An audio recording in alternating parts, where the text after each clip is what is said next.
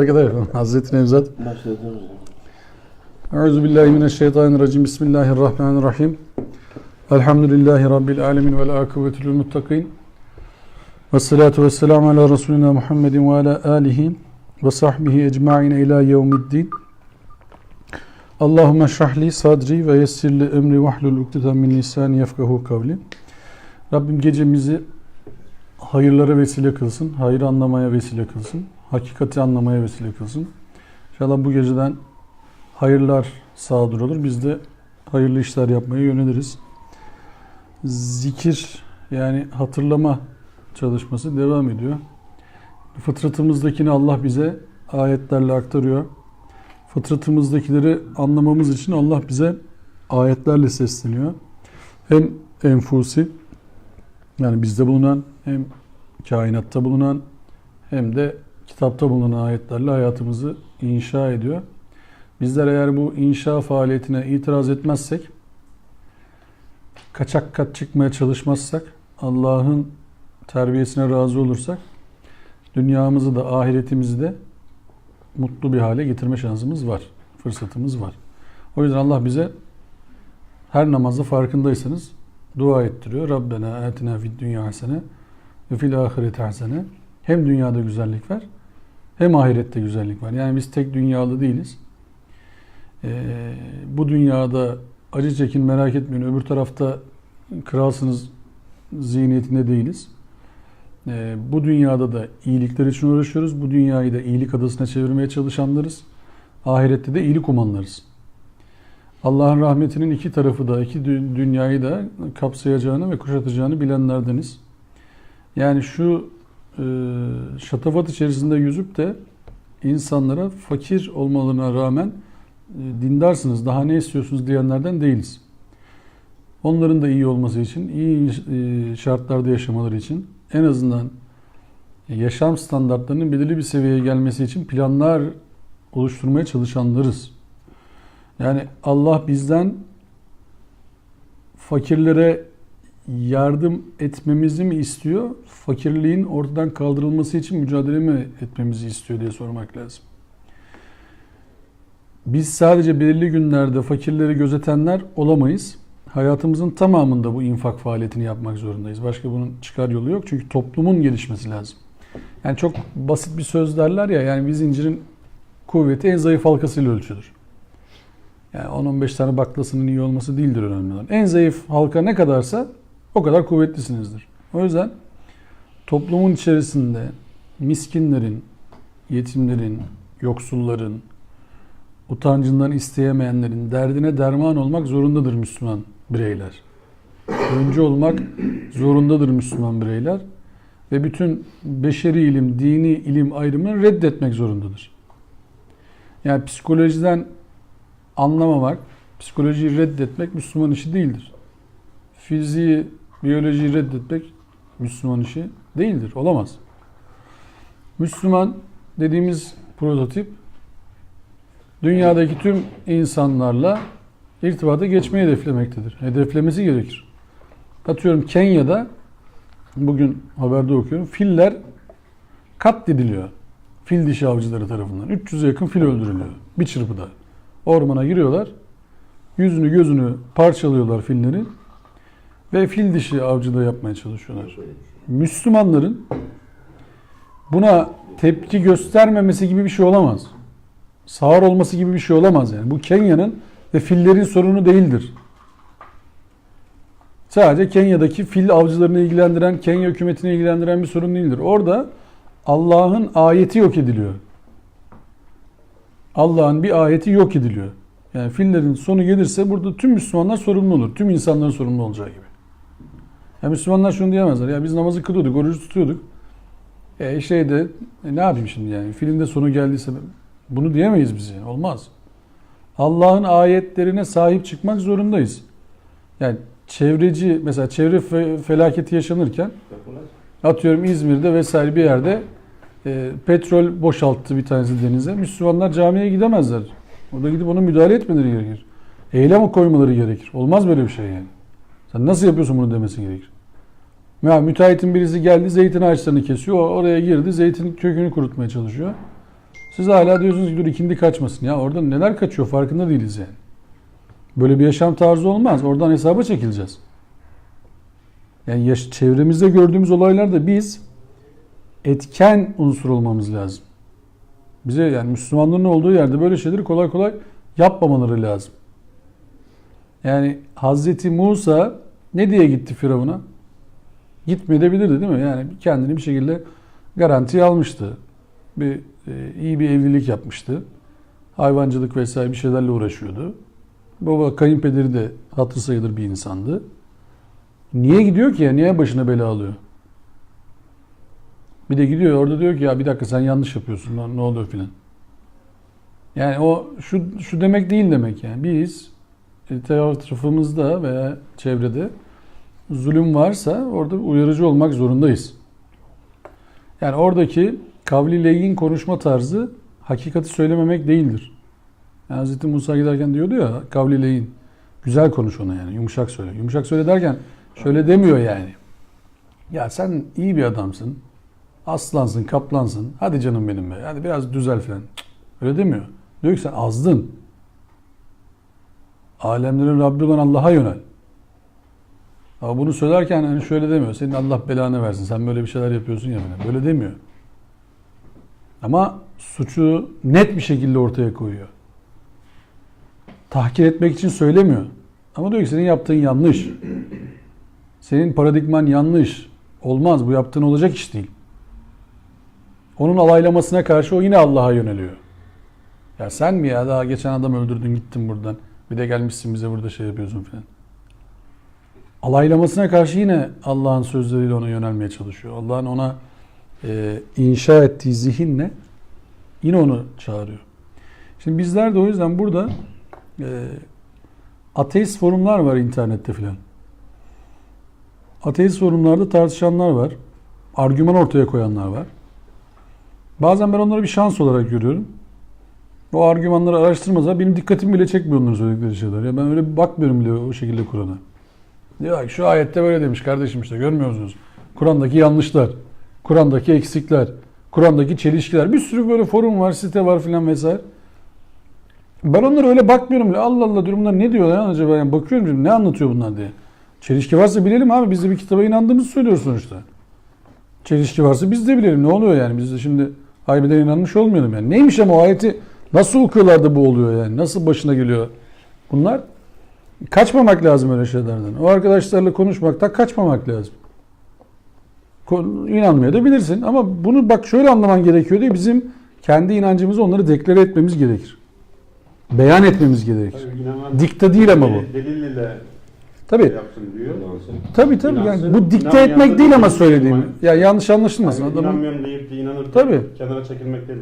Adama dikte etmek değil bu söyledim ya. Böyle inan falan değil. Ya kardeşim bak bizim de böyle bir anlayışımız var. Sen bunu ayeti böyle anlamışsın ama bu ayet bu ayetle beraber bağlamında okunduğu zaman bu manaya gelir diye bir beyanda bulunmamız gerekir. Adama bela okumak değildir yani bize düşen orada. Ya böyle mi düşünüyorsunuz? Allah sizi bilmem ne yapsın. Zaten adamların durumu zahiren iyi değil yani o manada. Zihni manada söylüyorum. Yoksa adam yaşantısı farklı olabilir. Yani bu yaşam tarzını bizim Müslümanlar olarak bir gözden geçirmemiz lazım. Yani biz kendimize mi yaşıyoruz? Yoksa mesela o bize dua ettiren Allah şöyle başlatıyor değil mi duaya? İyyâke na'budu ve iyyâke nestaîn dedirtiyor. Oradaki dua a'budu ve esta'in diye gelmiyor. Yani tekil gelmiyor. Ben sana sığınırım. Ben yardım dilerim diye gelmiyor.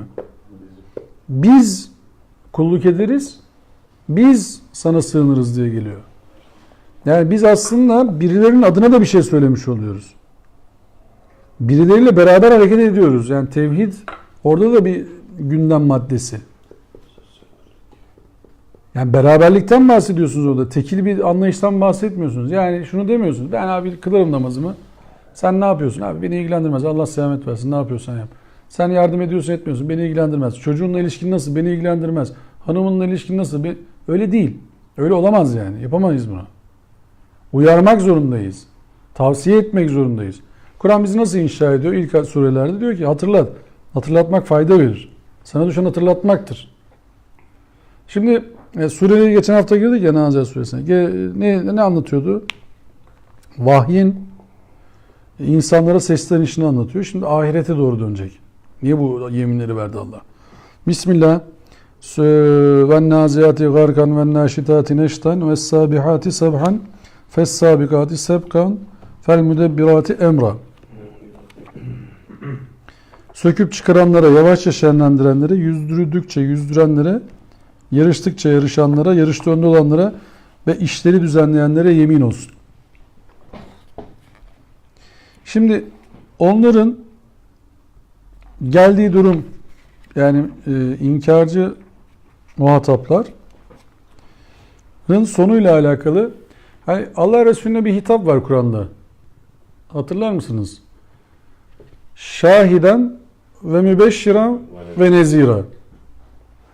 Şahiden ve mübeşşiran ve nezira. Nezir kelimesini işlerken hatırlarsanız şundan bahsetmiştik. Yani acılı sonu, korkulu anı hatırlatarak uyarmak. Korkutarak yani. Yani acılı sonu, korkutan sonu hatırlatarak uyarmak. Ya bak, size bu yaptıklarınızın karşılığında ileride başınıza geleceği söyleyeyim mi demek o. Ve bunu söyleyeyim demek ayrıyeten. O yüzden kul emirleri Allah'ın direkt hitabıdır. De ki dediği zaman direkt hitabıdır. Yani arada Allah Resulü'nün kendi fikri olamaz. De ki diyor çünkü. Sen çekil, de ki. O yüzden bir mübeşşiran kısmı var. Müjdeleyici. En baştaki de ne? Şahiden. Yani şehit olacaksınız. Siz olaya şahit olacaksınız. Yaşantınız örnek olacak. Örnek olacak. Allah Resulü'nün yaşantısı bize örnek olacak. Bize müjdeler verecek ve bizi uyaracak. Niye geçmiş ümmetleri anlatır Kur'an?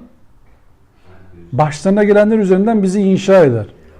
Onların hayatı algılayışları üzerinden, hayatı yaşayışları üzerinden, hayatta yaptığı yanlışlar ya da doğrular üzerinden bizi inşa eder. Yani o dönemdeki ahiret algısının insanlığı incelediğimiz zaman, geçmişe doğru incelediğimiz zaman, mesela böyle jeolojiyle falan uğraşanlar var ya, arkeolojiyle, jeolojiyle falan uğraşanlar var ya, enteresan işler yapıyorlar. O Göbektepe falan enteresan bir iş değil mi? Yani 13 bin senelik bir uygarlık buluyorsunuz. Orada bir tapınma ihtiyacı olduğunu görüyorsunuz. Sunaklar var, şudur budur falan. Bu arkeolojik çalışmalarda en çok ortaya çıkan şey, herkesin bir kurban sunma ihtiyacı. Sunaklar var. Herkesin bir kurban sunma ihtiyacı. Herkes bunu yapmış. Tapınma yerleri var. Eski kavimlerde de var. Herkes bir yaratıcıya ihtiyaç duymuş. Düşünmüş, taşınmış. Demiş ki ya böyle bir şey var. Birisi ona tapmış, birisi buna tapmış vesaire. Ama herkes istemiş. Şimdi Kızılderililerin sözlerini okuyorsunuz. Kızılderililerde enteresan bir inanış var mesela. Çok sıkı bir inanış var. Enteresan bir hayat okumaları var adamların. Tabi sözlerin ne kadarları onlara ait, ne kadarı ona ait değil, o ayrı mevzu, ama yani genel kabul olarak söylüyorum. Baya bir inançları var adamların. Hani o Ulu Manitou filan bizim o şeylerdeki Tom Mix Texas'ta okuduğumuz mantıktan biraz daha ilerideler. Velev ki ona tapıyor olsunlar. Hani o Samiri olayı var ya, biliyorsunuz işte, Hazreti Musa vesaire. Ne diyordu onlar? Niye yaptınız siz bu şeyi, buzağı? Ya dedi, biz bununla Allah'a yaklaşmak istiyoruz. Yani biz direkt şey yapamayız, seslenemeyiz. Bunun üzerinden Allah'a yaklaşmak istiyoruz yani. Kötü bir niyetimiz yok. Aracı lazım bize yani. Bir buzağa, oradan ses çıkartacaksınız falan falan. Şimdi insanların ahiret inancı var. Bazıları bunu alay alarak bunu hafifletmeye çalışıyor. Çünkü diyor ki dünya bir gün, o da bugün. Şu anda biz kazandık, yarın da yok zaten. Vicdan sesini başka türlü bastıramıyorsun demek ki. Çünkü vicdan sesini bastırman lazım insanlarla paylaşmaman için. İnsanları sömürebilmen için. İnsanları katledip üzerine tekrar uykuyu çekebilmen için. İnsanları zehirleyebilmen için. Ani yaşam. Tabii ani yaşa, haz. Haz. Hazdan hayata bak. Haz duyuyor musun? Tamam, geçmiş olsun. Hazların peşinden koş. Dopamin diye bir şey var beyinde, biliyorsun. Dopamin ne o? Mutluluk salgısı sözüm ona. Haz aldığın zaman. Nereden alıyorsunuz bunu? Çikolatadan alırsınız. Güzel bir yemekte. Güzel bir yemekten alırsınız. Güzel bir sözden alırsınız. Like'tan alırsınız. Müjdeli bir haberden alabilirsiniz. Bu sizi öven sözlerden dopamin salgılıyor vücut. Sürekli like alırsınız. Facebook, Instagram bilmem ne tut pıt filan oralarda. Beğeniyorlarsa sizi siz mutlu oluyorsunuz. Dopamin. O dopamin yalnız sürekli alındığı zaman insan bağımlı hale geliyor. Bu sefer de ihtiyaç duyuyor. Tabii bağımlı hale geliyor. Mutlu olamıyorsunuz. Şimdi gittiniz boğazda mükellef bir yemek yediniz. Balık, et neyse tamam. Sofrayı kurdunuz. La aman ha. Sizin ay Allah ne biçim isim. Neyse tamam. Yemeği kurdunuz. Tamam mı? Yediniz çok da mutlusunuz. Atıyorsunuz Facebook'a. Kimse beğenmiyor. Üzülüyorsunuz. Ya ne üzülüyorsun? Yemeği yedin abi indirdin yani şeyi. Ama mutlu olamıyor adam. Çünkü şeye endeksledi kendini artık. Birileri like etmesi lazım. İşte bu maalesef tütünle alınan bir mutluluk var ya. O da o insanı bak o tarafa getiriyor. Sürekli şey yapıyor. Orayı körüklüyor. Niye bunlar öyle söylüyor şimdi? Yok estağfurullah. Oraya körüklüyor. Sürekli tekrar o tarafa yaptırıyor beyine. Onu alıyorsun oh mutlu oldum diyorsun de. Halbuki öyle bir şey yok. Şimdi beyin araştırmaları yapan arkadaşlar şunu söylüyorlar bak çok net. Frontal lob denilen şu bölge aşınıyor abiler bu bağımlılık yapan şeylerde. İnsan vücudunda son ana kadar gelişebilen bir bölgedir beyin normalde. Bak nöronlar filan bir yere kadar gelir. Sonra Peki aşınmasının sebebi sırf nikotinle mi? hayır nikotin değil. Bağımlılık yapan her şey. Her şey yani. Her şey. Neyden böyle bağımlıysanız o bağımlılık yapan her şey sizi beyninize zarar vermeye başlıyor. Çünkü gelişimi engelliyor. Bunu engellemenin yolu ne? Sizin mutluluk tarzlarınızı değiştirmeniz. Haz algınızı değiştirmeniz. Mustafa Başka şeylere bulmanız. O yüzden işte Allah bizi nasıl eğitiyordu? Feyza ferahate fensab. Bir iş bitirdiğiniz zaman başka bir işe başlayın. Değiştireceksiniz. Monoton bir hayat yapamazsınız kendinize. Hocam ben de emin olun işe gidip geliyorum Bayrampaşa'da. Hep yolları değiştiriyorum. Çünkü hep aynı yoldan gittiğim zaman stres basıyor. Tabii değiştirdiğiniz zaman farklı bir şey görünce Aynen mutlu öyle, oluyorsun. Farklı bir şey görüyorsun ya orada trafik az çok önemli değil. Yeni bir şey gördüm oluyor filan. Buradan geçmesem bunu görmeyecektim. Değiştirmeniz lazım. Yani bizim Her şeyi mi değiştireceğiz? bak sürekli insanın yaratılışı ne biliyor musun? İnsanın yaratılışı ne biliyor musun? Kendini aşmak. Bak kendini aşmak. Yani burada işte deminden beri karar veremedik. 3 sene mi, 4 sene mi, 5 sene mi falan oluyor ya sürekli burada gündem. Saymıyorum bereketi kaçar diyorlar ya ben de saymıyorum. 4 seneden fazla. Neyse burada sürekli üzerine ayet koyuyoruz bak. Her hafta üzerine ayet koyuyoruz. Her hafta kendimizi aşmaya çalışıyoruz. Yaptığımız şeylerden uzaklaşmaya çalışıyoruz. Yapmadığımız şeyleri yapmaya çalışıyoruz. İyi yönde. Yapmadığımız eksik olan şeyler varsa yapmaya çalışıyoruz. Aşmaya çalışıyoruz kendimizi. Ve bunların hepsi bir olgunlaşma süreci. Hz. Musa'nın olgunlaşma sürecini okuduk değil mi biz Taha suresinde? Hz. Musa'ya gelecek konu da o yüzden Hz. Musa'ya atıf yapıyorum sürekli. Hz. Musa'nın olgunlaşma sürecini okuduk. Hz. Musa bir eğitimden geçti. İhtimal ki 10 yıla yakın. Bazı kaynaklarda öyle diyor. Bir yerde çobanlık yaptı. Evlendi. Efendime söyleyeyim ödül olarak. Sonrasında biraz daha kendine geldi. Sonra peygamberlikle şereflendi. Haydi bakalım görev aldı hemen. Git şimdi Firavun'u uyar. Hiç öyle bir beklentisi de yoktu halbuki. Bana peygamberlik gelsin de ben gideyim Firavun'a gününü bildireyim filan vesaire. Hazreti Muhammed'in de yoktu. Kur'an söylüyor bunu bize.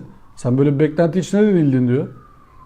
Yani Hazreti Muhammed Hira'ya çekildiği zaman ya ben böyle burada durursam kesin bana peygamberlik gelir filan niyeti yoktu. Öyle bir derdi yoktu yani. Öyle bir şeyin olduğunu bile bilmiyordu hatta. Şaşkınlığım o yüzden. Çok büyük bir şaşkınlık bir de öyle bir görev. Ama işte olgunlaşma süreci var. İlk önce Allah onu nasıl inşa etti? Müzzemmil. Kalk dedi şimdi gece okuyuş yap. Düşün. Kendini hazırla. Gündüz faaliyetlerin var. Ondan sonra müddessire geçti iş. Şimdi içinde hissettin ya sorumluluğu. Hadi kalk dedi uyar şimdi.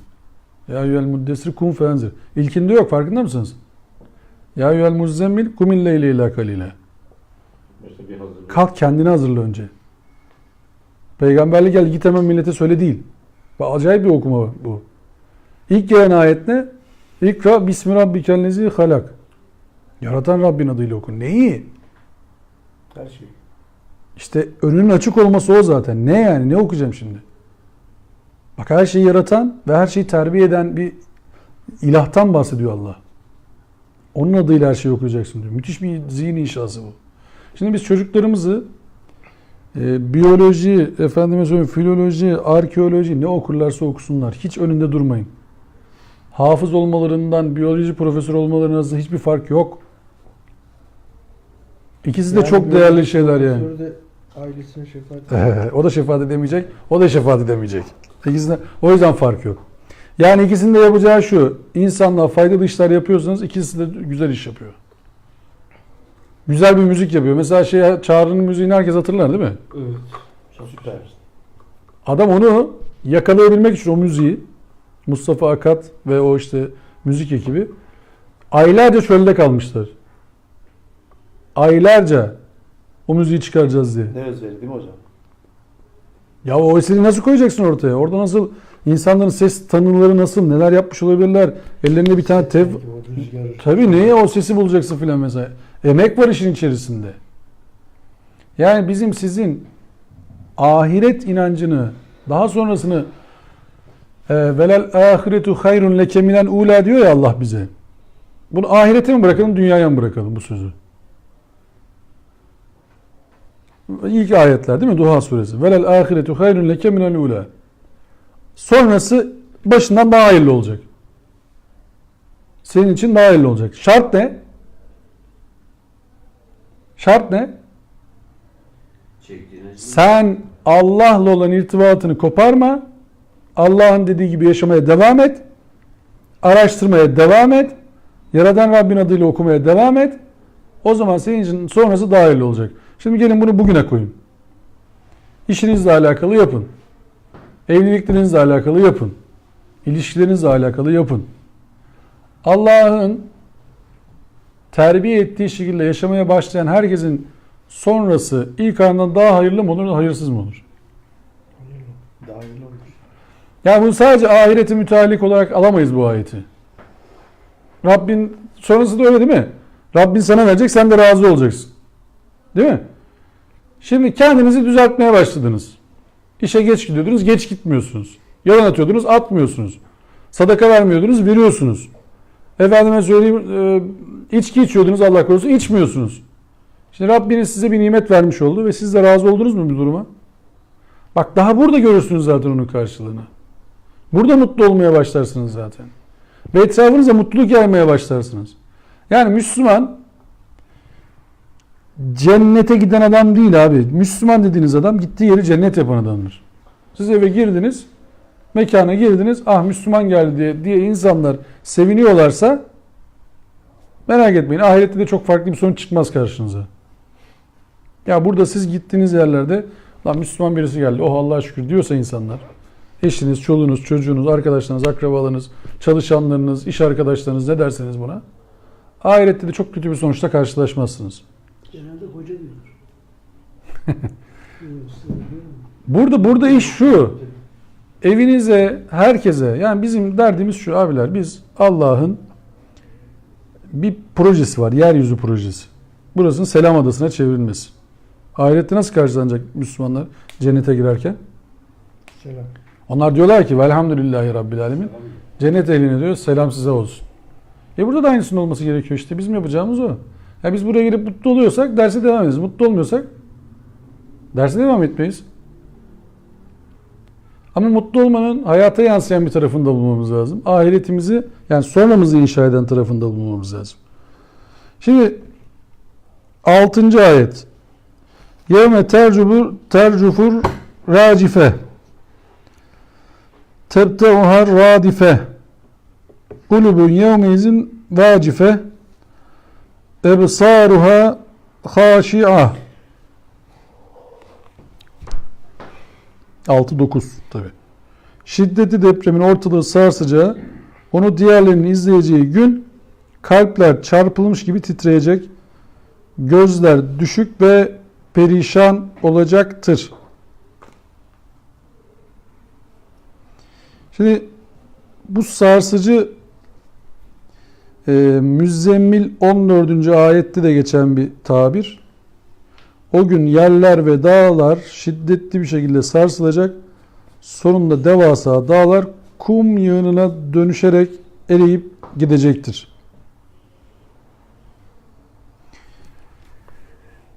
Bir de Enbiya suresi 30. ayette fatk diye bir tabir var.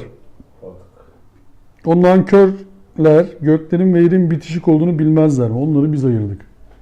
Enbiya 31 mi dedin? Enbiya 31. Yani biz biliyoruz ki şu anda yapılan araştırmalarda o Big Bang denilen kuramda, teoride bir enerjinin aşağı çıkmasından bahsediliyor. Yani bir potansiyel açığa çıktı. Büyük bir patlama. Bu büyük patlamayla beraber enteresan bir iş oldu. Yani bilim insanlarının tabiriyle dünyanın en acayip noktası açıklanıyor olabilmesidir diyorlar. En acayip noktası bu işin. Yani ne demek?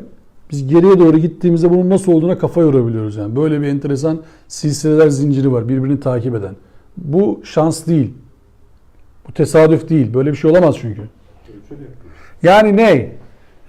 Böyle bir ihtimali olabilmesi, kendi kendine olabilmesi 10 üzeri 126'da 1.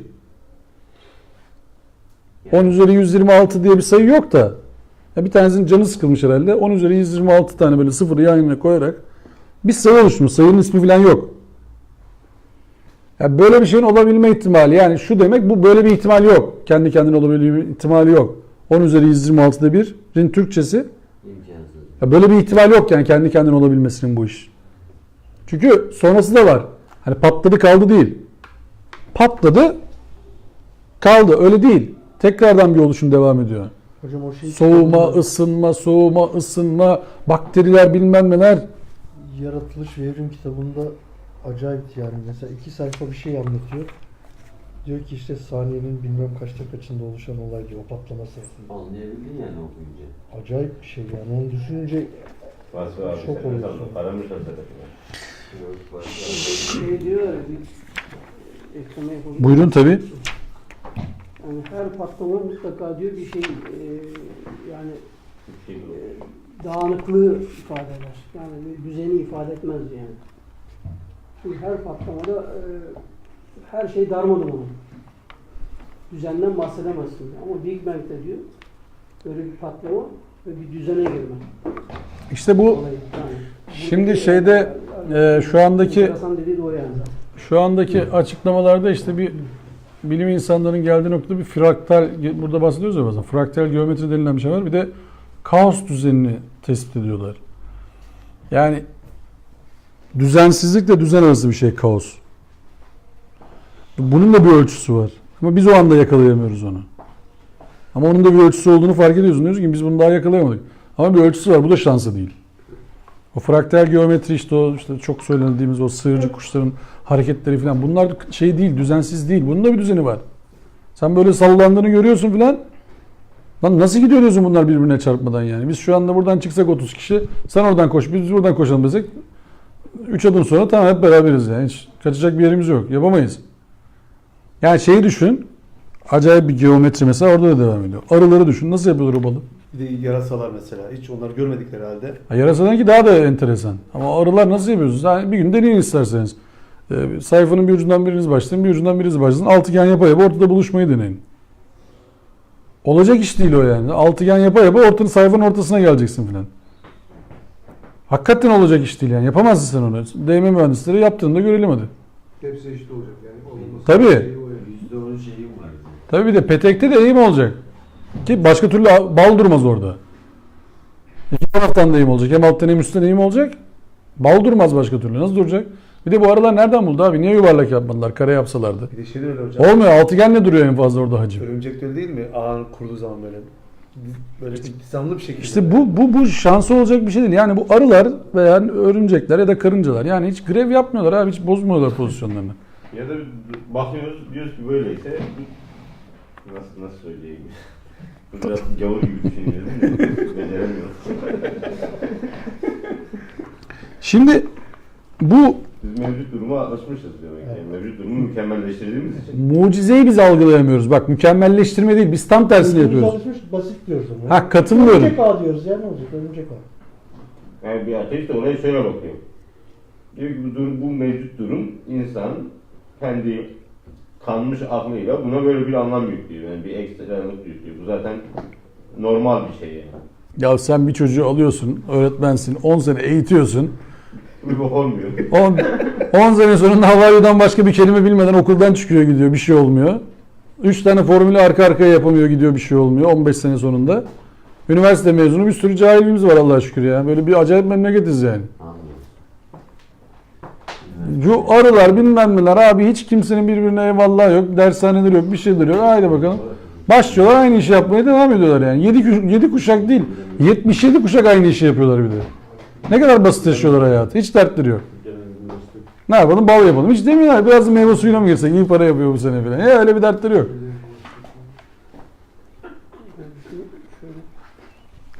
Bir arı kadar olamadın ya. Bir kabloyu yetiştiremedim. Adam orada duracak, kablo tutacak değil mi? Hani kablo? Ha baksana 2 saat kablo oluyor. Hani kablo? Bilmiyor musun? Kabloyu bilmiyorum. Ha, oraya şeye koyun bence ya. Ha, öyle olur evet. En kolay oldu. Dur. Japon işi bir çözüm bulduk hadi. Sandalyede oldu yani. Evet. Abi lazım yeni gelmiş. Şimdi o devamında bu perişanlığın sonunda insanlar şunu diyorlar. Ya o tarz insanlar diyorlar ki siz bunu duydunuz. Sen diyorsun ki bak şimdi Allah Resulü bunları söylüyor ki bak böyle böyle şeyler olacak. Hocam ben geçen gün bir şey daha duydum da daha doğrusu söylediler. Bizim arıcılarımız kraliçenin arının şeylerini kesiyorlarmış. Kanatlarını uçmasın diye. Deney yapmışlar, onu koymuşlar oraya. Hiçbir diğer işçi arılar onu kabul etmemiş, öldürmüşler yani. Orada bile zekalar ön plana çıkmış. Yani kraliçeler başka Tehlike görüyorlar işte. gidince orada ölüyor ya. Demişler kopartmayın. Kuşlar nasıl kanatları kopartıyorlar ya uçmasın diye. Bilmiyorum, şeytanla bir Öyle arada. kalmış, direkt öldürmüşler yani. Kabullenmemişler. Tehlike görüyorlar işte. Evet. Süresinde öyle geçti. Tehlike görüyorlar. Şimdi bizler uyardığımız zaman yani Allah Resulü uyardığı zaman veya bizler söylediğimiz zaman insanlar şunu diyebiliyorlar değil mi? Aynen burada da geçti gibi bak. يَقُولُونَ اِنَّا لَمَرْدُودُونَ fil hafira. Öldükten sonra üstelik çürümüş kemik olmuşken eski halimize döndüreceğiz öyle mi? Ya buna mı inanıyorsunuz şimdi hakikaten yani? Yani öleceğiz. Kemikler çürüyecek sonra tekrar dirileceğiz. Yani bakın bunu mu söylüyorsunuz şimdi bize? Ya bu şu anda da söyleniyor. Daha önce de söyleniyormuş demek ki. Sürekli de aynısı inanılıyormuş ya. Yok be abi ya. Ne ahiret yani. Ahiret olduğunu kabul edelim de yani. İnsanın mesela uyluk kemiğinde canlı bir hücrenin kaldığını biliyor musunuz? Yok onu bilmeleri bir şey değiştirmiyor işte. Adam diyor ki orada Şu bitiyor anda diyor işte. Yeni keşfedilmiş bir şey ama yani mesela seneler önce, binlerce sene önce mesela ölmüş kişinin DNA yapısıyla ilgili bir veri verebiliyor sana yani oradaki hücre canlı hücre. Anlıyor musun? Şeyin Orada bir ispat olarak. geçen biyolojiyle alakalı bir tane kitabı okurken orada öyle bir şey geçmişti. Dinozor buluşuyla alakalı. Şimdi dinozorun bir hikaye anlatıyor. Hikayeleştirmiş yani konuyu. Dinozor, genç dinozor bataklığa düşüyor. Çırpınıyor. Gak gurk bağırıyor. Tabii kimse yanına yanaşamıyor. Bataklık olduğu için filan. Hop. Yavaş yavaş batıyor. Hakkın rahmetine kavuşuyor. Çamurla kaplanmış bir vaziyette bataklığın içinde kalıyor. Sahne kötü. Dinozor gitti. Dinozor öldü. Sonra tabii ne yapıyor bu? Fosilleşmeye başlıyor. Fakat o çamurla kaplanan kemikler yaklaşık 300 bin yıl filan orada canlılığını koruyacak hale geliyor. İçerisindeki yapı kalıyor. Sonra araştırıyorlar, diyor ki vay arkadaş bu kemiği bulunca bu bilmem ne dinozorunun ismi neyse onun kemiğiymiş. Bak öyle bir cins var ve bu yaklaşık karbon yaşı filan sayınca bunun 300 bin yıl önce buraya düşmüş. Şimdi sahneye baksan çamurla batan bir tane dinozor var. Allah'a gitti Ama yani. işine şaşmıyorlar. İşte o çamur olmasa o kadar gelemeyecek bu tarafa. Korunamayacak daha önce. Şimdi o biliyorsunuz ki o karbonları biz kullanıyoruz, yiyoruz. Farkında mısınız bilmem de. O canlıların bitimiyle başlayan hayatları biz şu anda kullanıyoruz. Canlılığın bitimiyle başlayan hayatları kullanıyoruz biz. Petrol dediğiniz şey ne O zannettiniz? zaten fosillerin. Doğalgaz dediğiniz ne? Yani bir canlılık vardı, bitti, karbonlar oluştu. Biz şimdi onları kullanıyoruz. Enerjilerini kullanıyoruz. Fosil yakıt kullanıyoruz. Farkındasınız değil mi? Yıllardır bunu kullanıyoruz. Yani zannetmeyin ki biz bunları babamızın evinden getirdik. Yok. Bu canlılar yaşadılar, toprağa karıştılar. Biz şu anda bunları kullanıyoruz tekrar. Peki petrolün Orta Doğu'dan çıkmasının sebebi acaba bütün yaşantının ilk oradan olmasından mı? İnsanlığın Afrika'da, Kuzey Afrika'da başladığına dair çok kuvvetli veriler var. O noktadan yayıldığına dair çok kuvvetli veriler var. İnsan kendini aşmış. Ne? Yani o bulunduğunuz yer Sadece yaşama ortamının dışına çıktığında siz başka yere göç ediyorsunuz. belli, Bulunduğunuz yeri terk etmek zorundasınız. Niye gidersin ki kutuplarda yaşamaya? belli Demek ki bir aralar o şeymiş. Oralar yeşillik bir yermiş. Belli yani öyle. Sıcaktı. Tabi buzul muzul değilmiş oralar. Gitmiş insanlar yaşamışlar. Sonra Tunceli'de Oralar değişik. yok Tunceli değil. Hakkari'de buzul dağı olduğunu biliyor musunuz? Türkiye'nin son buzul dağı Hakkari'de. Şu anda erimek üzere ayrı mevzu da. Son buzul dağı Hakkari'de mesela. Daha önce söylemişizdir hoş da Anadolu'nun kömürü de eski halinin okyanus olduğunu çok net söyleyebilirsiniz. Okyanus. Yani kireç taşı varsa bir yerde arazide oranın geçmişinde okyanus şeyi var, mazisi var. Kireç taşı geçiyorsa araziden okyanus duruyoruz eskiden. Yani bizim o sıra dağlar dediğimiz şey, şu anda gördüğümüz sıra dağlar, Amonoslar bilmem neler vesaire, onlar hep böyle gelip birbirine tak tak tak tak çarpmayla oluşan şeyler. Öyle böyle rüzgarın falan böyle yamulttuğu, böyle tıraşladığı bir şey değildir o. Sıra dağ dediğiniz şey gelip birbirine çarpıyorlar. Yani o dağları sen sabit duruyor zannedersin. Onlar hareketlidir diyor ya ayet.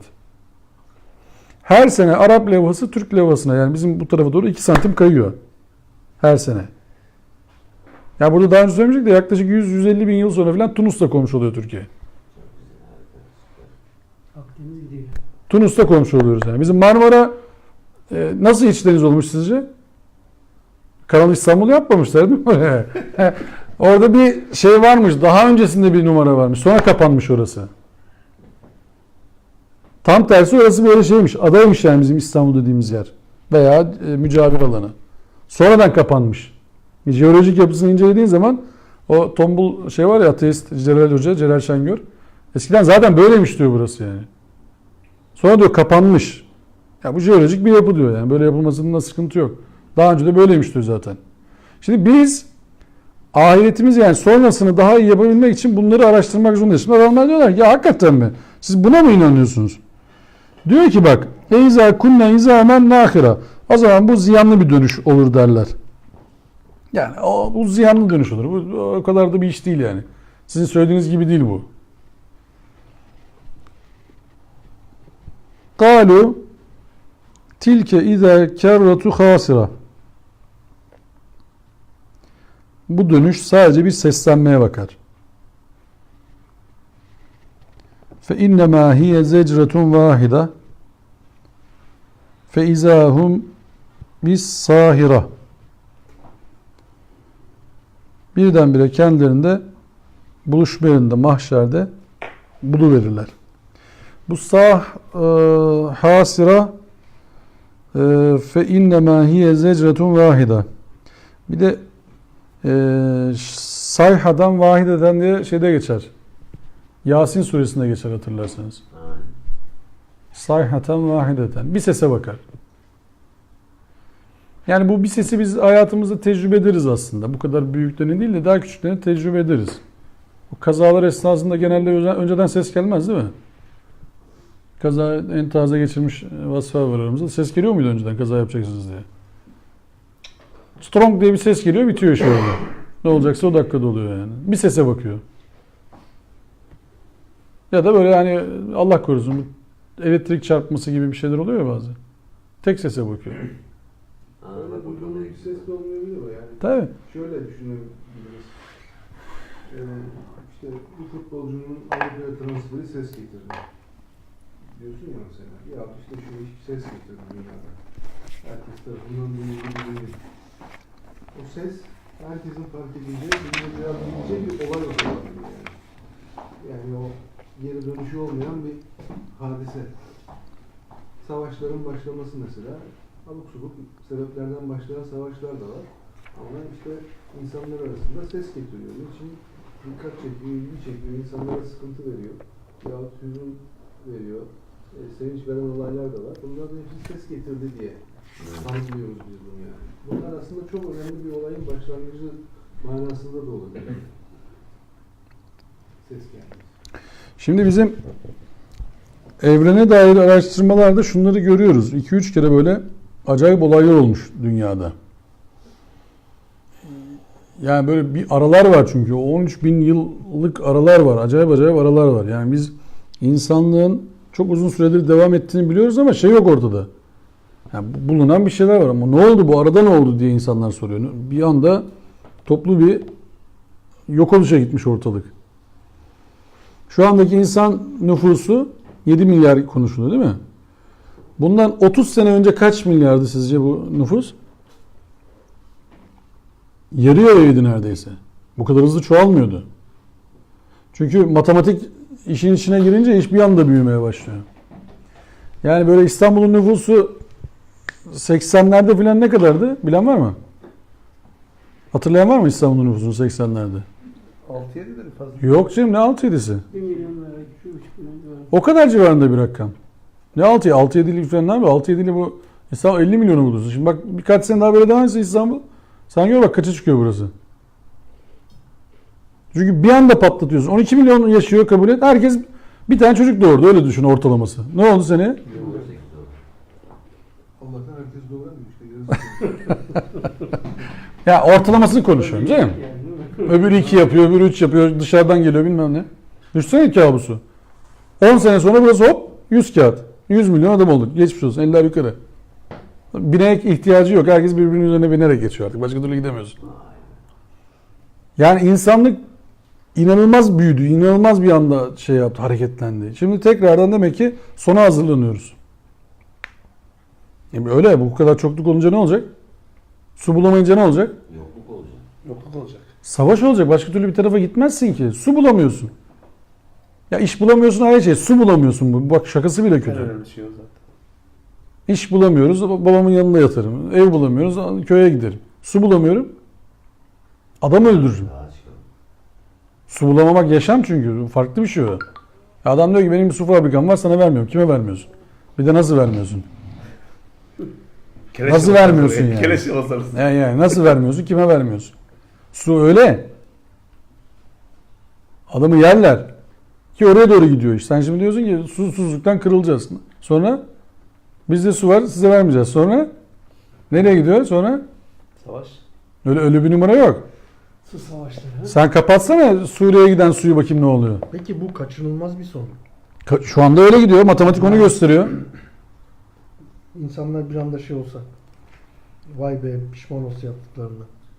İşte pişman olursa tövbe kapısı açık ya, tekrardan iyiye dönebilirsin. Ama şu anda kimsenin pişmanlıkla alakası yok. Şu anda herkes tam gaz gidiyoruz sonumuza doğru. Görüş pişman olmayacak kimse yani. Şu anda görünen o. Şu anda görünen o. Çin kaç olmuş Çin'in nüfusu? Vardır 1 milyar 500 milyon falan. 1 milyar 500 değil mi? Bu adamlar geçen senelerde şey dediler değil mi? Çocuk yapmayı yasaklıyoruz dediler değil mi? Bize dedi ki vay zalimler, üremenin önüne geçiyorlar filan vesaire. Ya yok, ölecek adam, açlıktan ölecek hep beraber orada. Diyor ki yapmayın kardeşim, onlar oldu burada, tamam, daha gerek yok buraya yani. Olmaz, 1,5 milyar adam var lan, 1,5 milyar. Şimdi, Üremeyin. ya abi düşünsene bak, 1,5 milyar bisküvit her gün.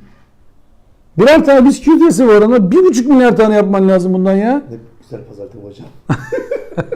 Yani bu buğdayı nereden bulacaksın? Bu suyu nereden bulacaksın? Bu fabrikayı ne yapıyorsun abi sen, bunu yapamazsın. Şimdi 1,5 milyar adamı doyuracak et bulmaya çalışalım bak. 1,5 milyar adam her gün 100 gram et yesin. Adam başı. 100 gram et yesin. Kaç kilo yaptı? Danalar dayanmaz hocam ona. Bak o kadar dananın, çok affedersiniz, dışkısının ortama yayacağı gaz miktarını hesaplayın bir de. Ozon derinde. Şimdi bu son nereye gidiyoruz diyor ya Vasfi abi. Geri dönüş yok işte, gitti. O tarafa doğru sürükleniyoruz. Hala diyoruz ki çiftçiliğe destek, bilmem hayvancılığa destek, üretim. Abi destek değil, sakin olalım artık. Bak olan oldu, iş kötüye gidiyor. Burada ya birkaç kere bahsettik, o Avustralya'daki işte o mercan kayalıklarında, mercanlar resiflerinde geri dönülemez nokta geçildi ya. Kirlilik oksijen üretmeyecek ya. Burada patır patır düşeceğiz hep beraber. Oksijen yok. Yok, oksijen kalmayacak. Buraya gelecek herkes kalacak selametle ya. Sonra doğru gidiyoruz. Bu şimdi diyor Allah olmaz inşallah. İnşallah ne demek olmaz inşallah? Olmaz inşallah ne demek? Mesela buraya şey basalım. Karbondioksit basalım buraya ama ölmeyiz diye dua edin. Derste yapıyoruz ya. Olmaz inşallah. Ne olur? Yani Allah'ın kuralına aykırı bir şey konuşuyoruz yani. Ölmek inşallah zaten. Ya ölmek inşallah oluyor o zaman. Ya öleceğiz inşallah diyeceğiz o zaman. Olmaz değil. Öleceğiz inşallah deriz. Yani o yüzden bizim ahireti böyle arkalarda arıyoruz ya. Patlayacağız, geliyor ya bak üstümüze geliyor. Bizim ya şunu düşünüyoruz sürekli bak. Allah yokmuş gibi, bu Allah varmış gibi konuşmak bu. Bak bu söylediğim tam da Allah varmış gibi konuşmak. Eğer o zehirli gazları salmaya devam edersek, balıkları kurutmaya devam edersek, tarım arazilerini kurutmaya devam edersek, içme sularını tekstilde filan kullanmaya devam edersek öleceğiz hocam. Toplu öleceğiz hem de. Çok feci bir sonla karşılaşacağız yani. Bir anda diyecekler ki su bitti. Peki ne yapmamız lazım? Bir anda stop yapmam. Yahu dur bak şimdi şunlara tekstille uğraştığın için bilirsin yani. Her boyama fabrikası müthiş bir su tüketicisidir. Aşırı derecede. İnanılmaz hem de yani. Siz bütün 7/24 bütün çeşmeleri açık bıraksanız onların bir saatlik suyunu harcayamazsınız senede. Öyle söyleyeyim size. Acite ediyorum zannetmeyin ha söylediğimi. Bak o tekstil fabrikasının bir saatlik çalışmasını harcayamazsınız. Seni bırak, beni bırak. Biz hepimiz açalım suyu. Yine harcayamayız o kadar su. Onlar da böyle tekstil makineleri şöyle gözlü makinelerdir. Tamam mı? Şöyle yuvarlak gözleri vardır. Her göz 1 ton su çeker. Ve bunun operasyonu yaklaşık 45 dakika filandır. Boyama süresi. 10-15 aşağı yukarı olabilir. O fabrikada yaklaşık 15-20 tane irili ufaklı makine vardır değil mi? Boyama makineleri filan. Sen gidiyor musun bilmiyorum boyama tezgahlarına içeri. 10-15 tane böyle boyama fabrikası şey vardır. Makinası vardır bunlarda. Ve her göz 1 ton. 6 göz varsa 6 ton. 10-15 tane 60 ton su. İçme suyu ben konuştuğum. 60 ton su şu gömlekler, ceketler boyansın diye boyanır. Bunlar boyansın diye o su boyanır. Ve su o ne olacak sonra o su? Arıtma tesisine atılır zannediyorsunuz değil mi? Hayır. Kanalizasyon. Hayır. Ergene Vadisi, Ergene Nehri kurudu dediler. Niye kirlendi abi orası? Ne oldu? Ne yaptı? Balıklar mı kirletti zannediyorsunuz orayı? Adam fabrikadan kanal çekmiş oraya. Gizli. Her tarafı kirlettik. Haliç düne kadar leş gibiydi değil mi? Nereden kirlendi bu? Atıklardan kirlendi. Atıklardan. Başka türlü ne olacaktı? İşte sonumuz o tarafa doğru gidiyor. Biz eğer işte o yüzden diyorum dersin başıyla sonunu birleştirelim. Biz çevre felaketlerine kayıtsız kalamayız ya. Bu çevrecilik falan değildir. Bu aklı kullanmamaktır ya. Çevreci, ya Müslüman çevreci mi olur? Ne biçim bir soru bu ya? Çok saçma bir soru yani. Çok abesle iştigal bir soru bir de. Müslüman çevreci mi olur ne demek? Müslüman duyarlı olur. Müslüman aklını kullanan adamdır ya. Ya kardeşim görüyorsun bak şimdi buradan ses geliyor. Diyorsun ki bir şey var. Bunun sebebini araştır. Bir de ne olacağına bakacaksın sonra. Sonrasına bakacaksın sen. Tek dünyalı yaşayamazsın. Orada sular kirlenmeye başladığı zaman Müslümanların ayaklanması lazım. Yapmayın kardeşim demesi lazım ya. Ya ben bir tane gömleği bir sene giyerim hocam. Boyama ya. Boyama bırak beyaz kalsın. Boyama ne yapıyorsun? Boyuyorsun da ne yapıyorsun? Ne amacın var senin ya? Sen 3 lira para kazanacaksın diye ben susuz kalacağım. Tarım arazilerini bitiriyorsun sen ya. Renkli pamuklar var hocam. Bunları kullansın ya. Renkli pamukta da boyama var hocam. Kendinden olmuyor ya. Sonra geniyle oynuyorsun. Allah pamuğu beyaz yapmış. Beyaz giy abi ya. Ne sıkıntı yapıyorsun? Ne oluyor yani beyaz giyince? Beyaz giy abi sakin olun ya. Ya bir de bak sadece bununla alakalı değil. Tekrar söylüyorum bak o hayvancılık yapan arkadaşlar bu hayvanların sayısını çoğalta et tüketimini arttır gazları da arttırıyorsun. Gazlar artınca bu karbon yani ortama salınan gaz miktarı artıyor. Ya bu çok affedersiniz hayvanların dışkısından elektrik yapılır. Elektrik o kadar gaz var onda. O dışkıları topla tamam mı? Oradan çıkan gazı yak elektrik yapıyorsun ya. Elektrik üretiyorsun şaka yapmıyorum ya. Ya deli taklidi yapıyorum zannetmeyin yani. Baya baya bunlar bilimsel işler yani. Ve buna hepimiz bak suç ortağıyız şu anda. Ses çıkartmadığımız için. Aktif iyi, pasif iyi diye bir kavram var ya. Biz bunları ses çıkartmadığımız zaman pasif iyiler oluyoruz. Aktif iyi bunlar için kafa yoran, platform oluşturan insanların yaptığı iştir. Yani Müslümanlar sadece şeyle uğraşmaz hocalar. Zekat verelim, sadaka verelimle uğraşmaz. Müslümanlar dediğiniz dünyada bu gibi olaylara parmak gösteren böyle ya kardeşim bu işe dikkat edin diyen insanlar olmamız lazımdı bizim. Ya çevreciliği biz başkasından öğrenecek değildik ya. Çok evvel hayvan haklarını başkalarının yazmasına müsaade edecek değildik. Olamaz böyle bir şey. Sosyal çevre artı doğal çevre. Ya siz şimdi bak Allah'ın huzuruna çıktınız. Çıkacağız. Hepimizin imanı var. Şimdi diyorum ya bak Kenya'da öldürülen fillerden bahsettiler. 300 tanesi aynı gün fil dişi alacaklar diye. 300 tane. Bunlardan hesaba çekilmeyeceğinizi mi zannediyorsunuz şimdi? Yani bazen burada konuşulur vakıfta. Yani Mustafa Hoca'nın o Yaşar Nuri'nin programında söylediği vardı. Yaşar Nuri Öztürk'ün. Müslümanım diyene şunu sormak istiyorum diyordu. Ciddi misin? Ya, hakikaten ciddi miyiz diye sormak lazım. Biz ahirete hazırlanıyoruz. Çok genişiz yani. Hiç böyle lay lay lay lay lay lay. Ahirete hazırlanırken bu haldeyiz. Bak bir sözüm onu biz bildiğimizi iddia ediyoruz ha bir de. Adamlar diyelim ki şu anda lay lay yapıyorlar ama diyorlar ki zaten ahiret falan yok kardeşim. Onların hazırlanmamasının kendi mantığı içerisinde tutulabilir bir tarafı var. Yani der ki adam ben zaten inanmıyorum. Niye hazırlanayım? Biz inandığımızı söylüyoruz. Biz de hazırlanmıyoruz. Biz de eylem ortaya koymuyoruz. Bu daha garip değil mi aslında? Ya yarın çek var. Ödenmesi gerekiyor. Biz burada lay lay yapmaya devam ediyoruz. Bugün hazırlık yok. Yarın da yapmayacağız. Ne sonra? En garibi o olur. Yarın çekim olduğunu biliyorum ama hazırlık yapmıyorum. Siz de hazırlık yapmıyorsunuz. Sizin hazırlık yapmamanız gayet normal değil mi? Çünkü sizin çekiniz yok ki. Benim çekim var. Ben inanıyorum çekim olduğuna. Bir de müşterim de inanıyor. Bırak. Elinde çünkü çek. Ödemek için benim hazırlık yapmam lazım. Ortalığı ayağa kaldırmam lazım. Bu buranın gündemi değil benim artık orası. Ya buranın gündemine ben hiç ilgilenemem. Yarın çekim var onu ödemem lazım. Bitti hazırlanacağım. Ya işte ahiret diye bir gündemimiz var ve hazırlanmıyoruz. Biz daha garibiz. Onlara göre bizimki daha garip mesela. İnandığımız halde yapmıyoruz. Haşr olacağız diyoruz ya toplanacağız kardeşim yani bak hesaba çekileceğiz. Yapmıyoruz. Daha garip bir adamız yani o açıdan. O yüzden bizim şunu bir tarafa not etmemiz gerekiyor. Bizler ahirete hazırlığı ahiret günü böyle sınav akşamı ders çalışanlardan olmamak şartıyla yapmamız gerekiyor. Yani sınav akşamı Ahmet Hoca'nın öğrencileri yapıyordur büyük ihtimal. Yarın imtihan var. Çalışalım bu akşam. Hocam nereden çıkacak? Nereden çıkacak yani? Biyoloji soracak değil. Adam din kültürü öğretmeni işte. Nereden çıkacağı belli. Kitap da belli. Konular da belli. Hiç öyle deme onlar. Michael Jackson'ı bile soruyor. En iyisini yapıyorsun. Yani bu bize sorulacak kitap da belli mi? Hangi kitaptan hesaba çekileceğimizi Zuhruf 44 soruyor değil mi bize? Diyor ki yani bu kitaptan hesaba çekeceğiz. Kopya çekmek sevmez. Açık ya sorular da açık, cevaplar da açık. Yapın diyor işte burada. Açısına var yani. Şimdi bizim buradaki derdimiz ne? Biz burayı ciddiye almıyoruz. Burayı ciddiye almıyoruz. Ahirette cennete gideceğiz. Nasıl olacaksa o iş?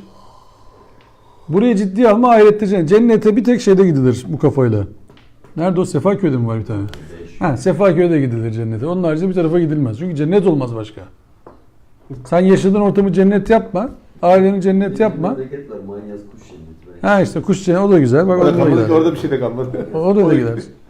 Yani bizler bulunduğumuz ortamları her halükarda Allah'ın kitabına arz etmek zorundayız. Fikrimizi Allah'ın kitabına arz etmek zorundayız. Sözlerimizi Allah'ın kitabına arz etmek zorundayız. Müslümanlar olarak, Müslüman olduğunu iddia edenler olarak. Ticaretimizi, ikili ilişkilerimizi, eğitimimizi, fikrimizi, sevgimizi, üzüntümüzü, hüznümüzü Zikrimizi. Allah'ın kitabını arz etmek zorundayız. Nelere üzülüyoruz, nelere seviniyoruz. Deli gibi sevindiğimiz şeyleri yazalım. Allah'ın huzurunda sevinebilecek miyiz onlara diye soralım. Basit. Deli gibi sevindiğimiz şeyleri yazalım. Onların aynısını Allah'ın huzurunda sevinebilecek miyiz diye soralım kendimize. Kendimize harap ettiğimiz şeyleri yazalım. Onların aynısını Allah'ın huzurunda üzülebilecek miyiz diye de soralım. Basit. Yaşam koçu diyorlar ya bak. Yaşam koçluğu. Hakikaten sevinebilecek miyiz Allah'ın huzurunda ona yani?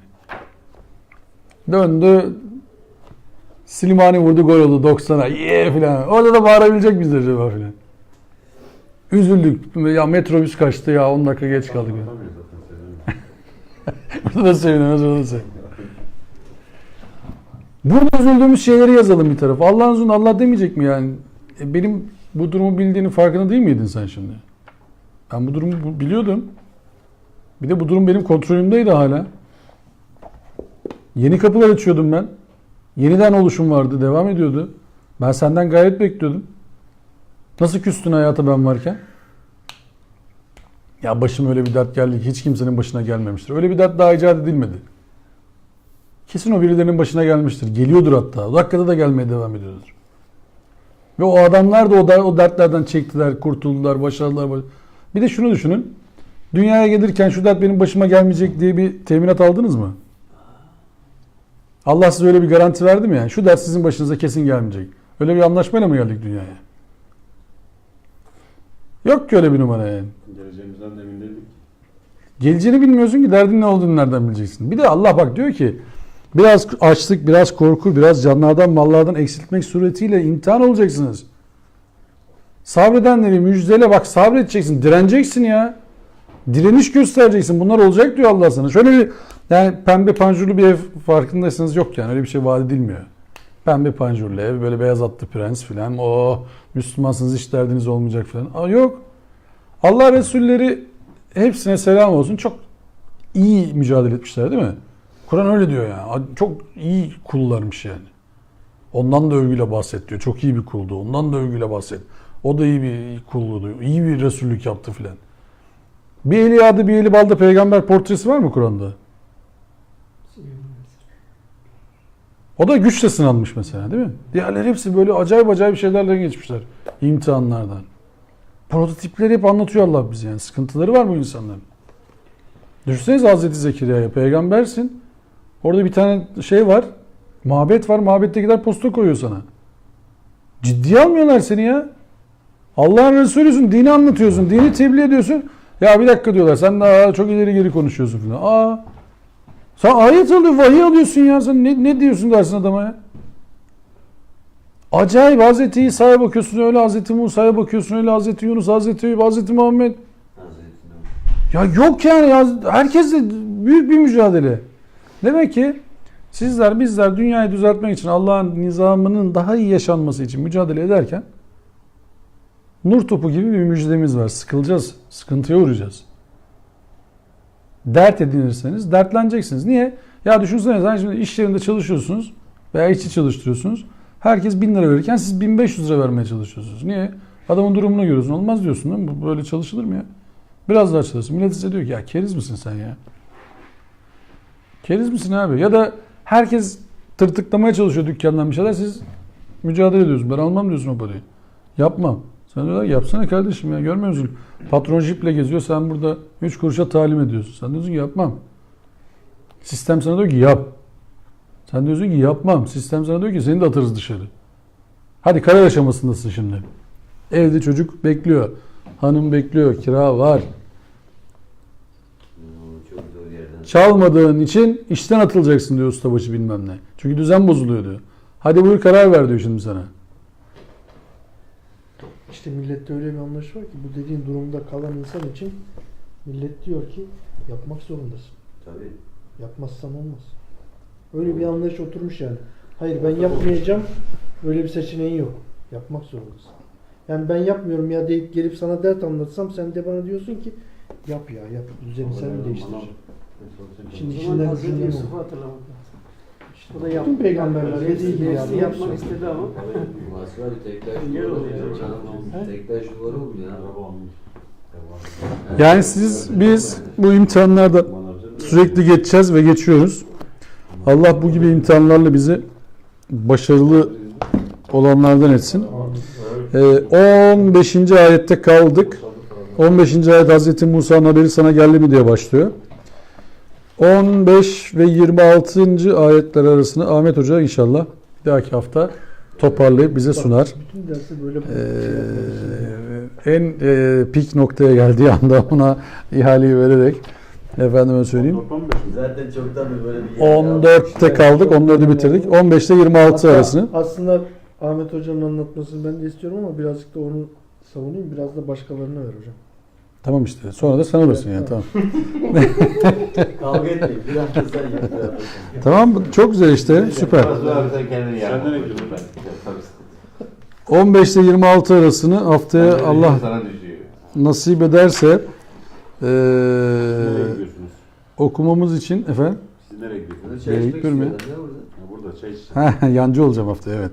Yani Oğlum. geliyor bu dersi alıyor. Yok, yok, yok. Yok ya bu sene farklıyız. Bu sene öyle değil. 15-20 mi? 15-26. 15-26. Tamam. 15-20 demedi. 15-26. Tamam. Ve ahiru davanen elhamdülillahi rabbil alemin. Ezanillah. Teala el Fatiha. Ağzınıza sağlık.